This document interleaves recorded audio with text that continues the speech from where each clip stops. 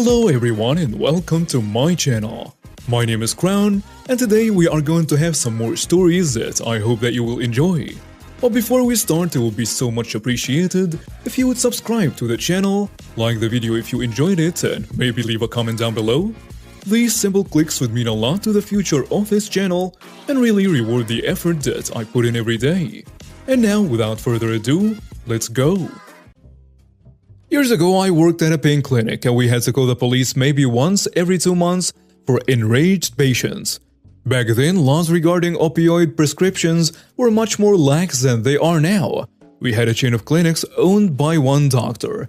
Each clinic had their regular doctors, but patients were seen by the MPs and PAs, as the doctors were usually busy doing procedures, and they were called in by the MPs and PAs for consultation on treatment. Doctor owner of the chain cycled through each clinic 1 day a week. This particular day, doctor owner was at our clinic and as usual slammed his schedule full of procedures, which made our world chaotic. When an NB gets a patient that appears to have been abusing their opioids, they can make the decision to decrease their dosage. If they get irate, the NP comes out to ask for backup, which would require 1 or 2 of us to stand outside the patient room safely in case of an attack. Some patients have threatened us before to come back with a gun and demand their meds. Karen comes in and the MP is explaining she's decreasing Karen's medication to wean her off due to abuse. She begins screaming that she wants to see Dr. Owner. MP asks for backup and I stand outside her door for safety. Inside I hear Karen screaming, "Where is Dr. Owner? He'll give me my meds." The MP explains he's in procedure, but he'll come in when he's done. But that he'll probably agree with the MP's decision. "No, you'll get him in here, now. I don't care where he is. He can stop and come in now. You will give me my meds." Dr. Owner is currently in a procedure with a delicate needle in somebody's spine, in what is essentially a clean room, where patients cannot wear street clothes and nurses and patients alike must wear shoe covers and industrially clean patient gowns and scrubs. Karen suddenly slams open the door to her room, screaming through the clinic, "Where is Dr. Owner? I want my meds." Me as I'm trying to stop her from rummaging through the halls. "Ma'am, he's in a procedure. In a clean room, you can't go in there."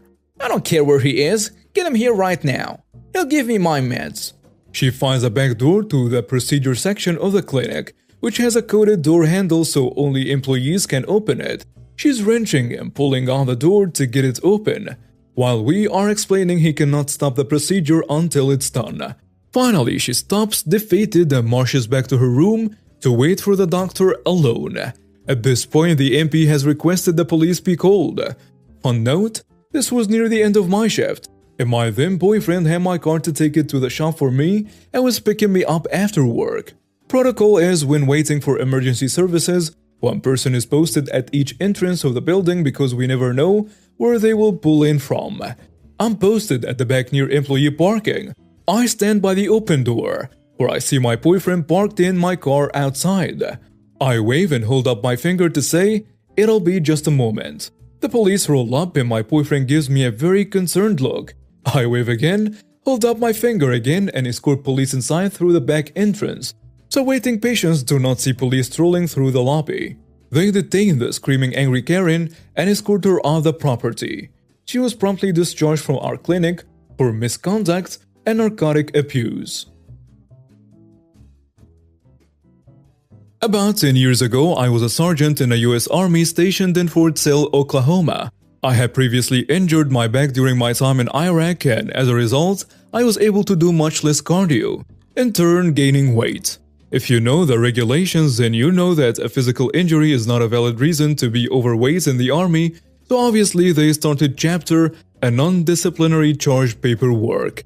I was distressed about losing a career that I loved, and I was torn between tearing my body up to stay in and saving my body to be able to not be restricted to a wheelchair in my future. And I chose the latter, ensuring that I would be chaptered out of the army. Honorable discharge. During this process, I was very bitter about the system that kept telling me that I couldn't stay. I was also the battalion ammo NCO, yes, as an E5. The battalion ammo NCO is responsible for ordering, picking up from the ammo depot, and returning brass and unused ammunition to the ammo depot, and there is only one in each battalion. This one person must be trained in a 40-hour course to learn how to use the ordering website and given sole power over the ammo ordered. I was that one. Upon learning my battalion had a large integrated field exercise coming up, I saw my chance for revenge against the system. I deliberately did not order the ammo for about 2 weeks while I was clearing to leave the army. Nobody came asking questions, not even my first-line supervisor. I let it ride all the way up until I started terminal leave. Leave taken at the end of an enlistment.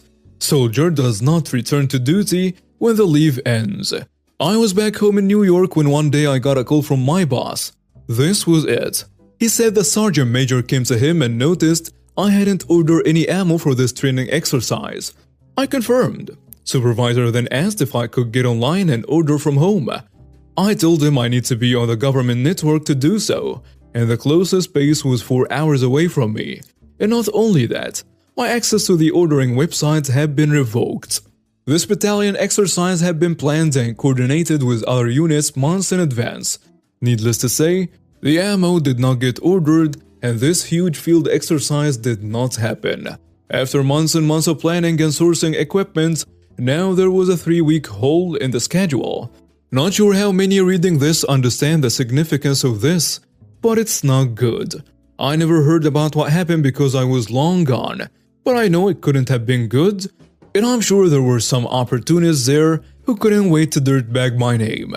That's okay though. To this day, I still feel like I won.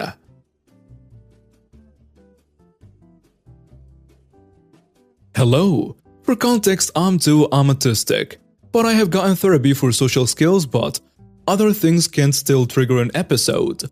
I, 20, non-binary, worked at Spirit Halloween this season, and towards the end of the season, it always gets insane.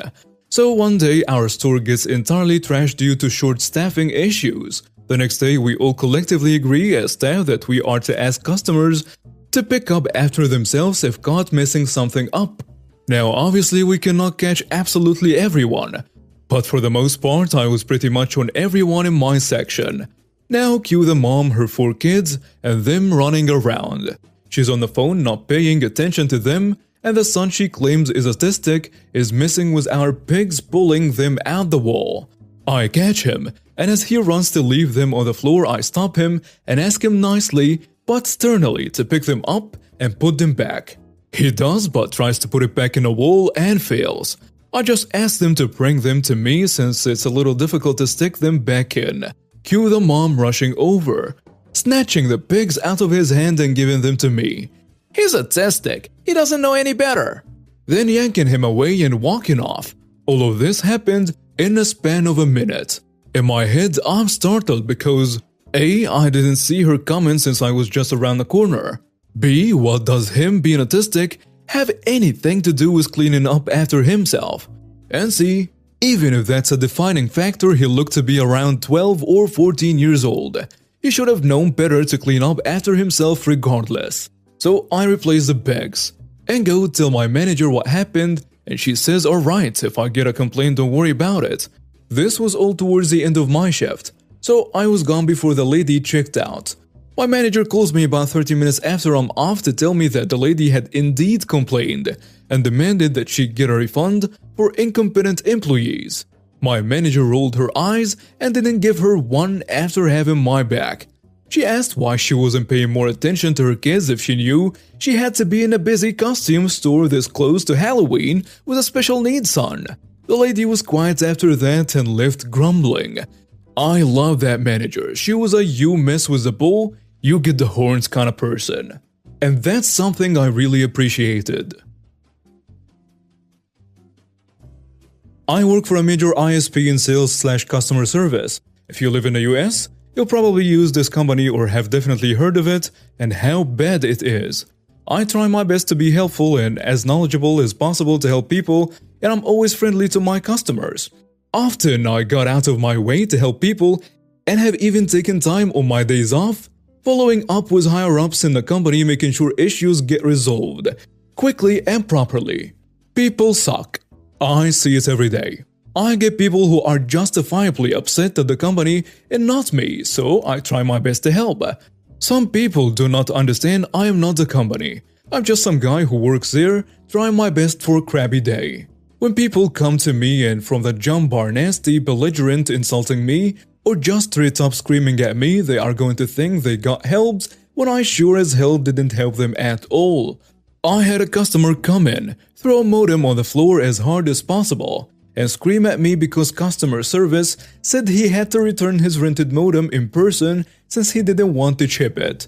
I returned the modem, but when I went to change the code to customer owed equipment in his account, I just hit the disconnect button instead and set the date for 3 weeks ahead. After doing it once, I decided anyone who got violent or insulted me would get shut off too. Sometime in early October, I had a customer come in fuming mad because his cable box died.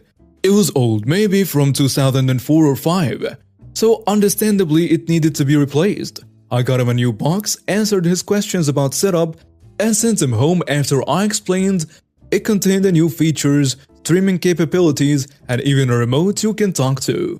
It didn't work out as easily as it should have. This customer didn't understand that this cable box used a different interface than his nearly 20-year-old box. Everything looks different, from the menus to the guide, it's a whole new layout. He came back livid, and I got called every name under the sun. I told him I'd have an older style box sent to him in 2 days, and that it should work the same as his old one. He said he was leaving for vacation in a week for 2 months, and that it better show up before he left. He went on and on about how he's wealthy and I'm just some piece of crap store worker who will never be able to afford to do half the things he does. Even after finishing with him, he spent 5 minutes wandering our store, just finding nasty crap to say to me while I just smiled and told him to have a nice day. After he left, I noticed his contract had just been renewed. 2 years and it's $10 per month left if you cancel. So I put a disconnect order in. I can't wait until this guy gets his service shut off and gets a bill for $230 plus his normal monthly cost of $265 and a non-returned equipment fee of $150 per cable box. He had 5 boxes. He's going to come back from vacation with no cable, no internet, no home phone, and service that will require an install to set back up again since I put a cable disconnect order in with maintenance. The estimated bill is $1,257. I marked the address as currently non-serviceable and high risk for default. It'll cost him a $250 deposit to get services set up, and it will take him weeks of back and forth just to get his address serviceable again. Luckily for me, I will no longer be working there when he gets back from his vacation and realizes what happened. We're the only ISP you can get in the area. 0 other options and cell services is spotty at best. He's going to have to jump through endless hoops and spend all that money to ever have the internet again. And if he ever happens to read this, screw you. And now we have reached the end of today's stories. Thank you for watching and see you next time.